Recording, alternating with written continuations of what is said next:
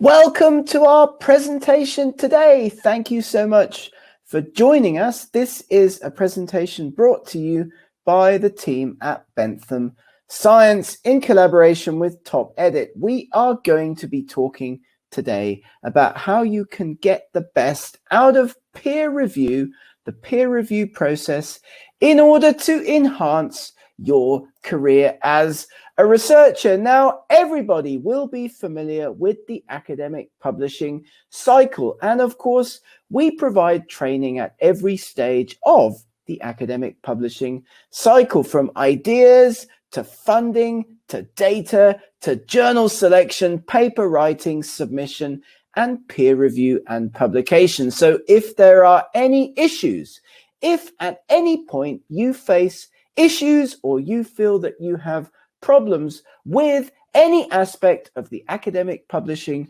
cycle, then don't hesitate to get in touch with a member of our team and we will be able to help you with those different stages. So it could be coming up with a research idea.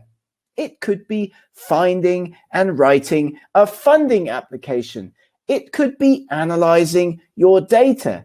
It could be selecting a target journal. It could be the paper writing process, editing, proofreading, helping you to write those articles. It could be submission, or it could be peer review and eventual publication, as we are going to be talking about in this presentation today. So we have talked in earlier presentations about the different kinds of peer review that we encounter at journals around the world. Now, most international journals use one of three different kinds of peer review. Either completely open, that's where both the authors and the reviewers get to know each other's identity. That's not common, but some journals do use it. What about single blind? This is the most common kind of peer review that you find across the publishing industry. This is, of course, where you, the author, are unaware of the reviewer's identity, but they know who you are. Single blind, that's the most common in the publishing industry, or so-called double blind. And this, of course, is where both you, the author, and the peer reviewer are unaware of each other's identity. So completely open, single blind, or double blind peer review. Now, which do you feel is the fairest for you as an academic author submitting and publishing your work in international journals? Lots of authors from developing countries, in particular China and India, we find prefer double blind peer review because they feel that that removes, it does, any potential bias from the process. Lots of reviewers, of course, look at the country of origin of the authors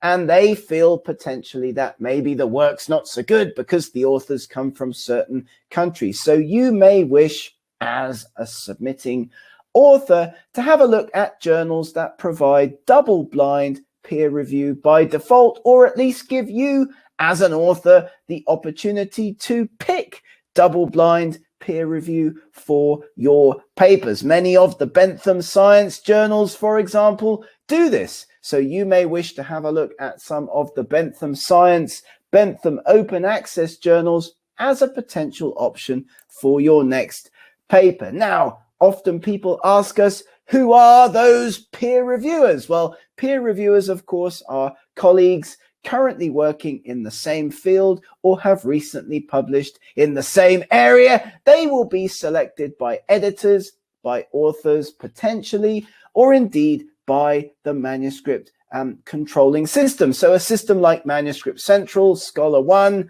Editorial Manager, or Open Journal Systems. Editors access these sites, they look at submissions, and of course, based on keywords submitted by authors as part of the publication submission system, or author selected, reviewers will come up and editors can make decisions about what to do next with papers. Of course, they are then going to be asked to comment critically on articles from an academic from a scientific perspective. We'll talk about that in a minute. But of course, reviewers are always asked not to comment on the English, but many cases that's what they do comment on indeed. So this can be one of the top comments that comes back from peer review. So you will need to make sure that your article submitted to a Bentham Science journal or to another international journal has good English. And that's where companies like Top Edit, like Diffusion Editing can come in and can help you with that process. We can edit,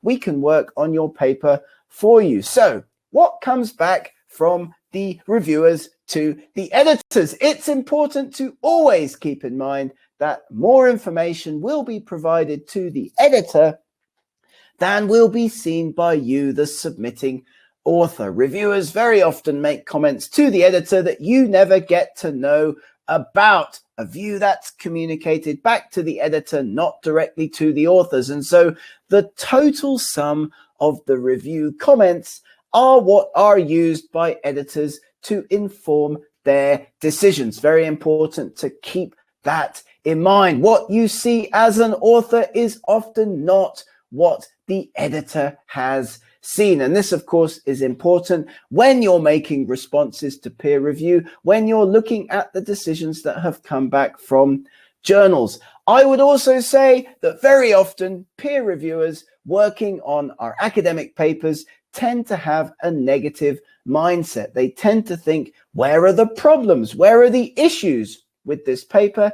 And very often these issues are in the methods section. So with this in mind, it's important to always bulletproof, waterproof as much as possible your methods section in particular, because this is where very often peer reviewers tend to have issues with articles. So think to yourself, have I given enough information in my methods section for somebody else to be able to repeat the work? Very important thing to always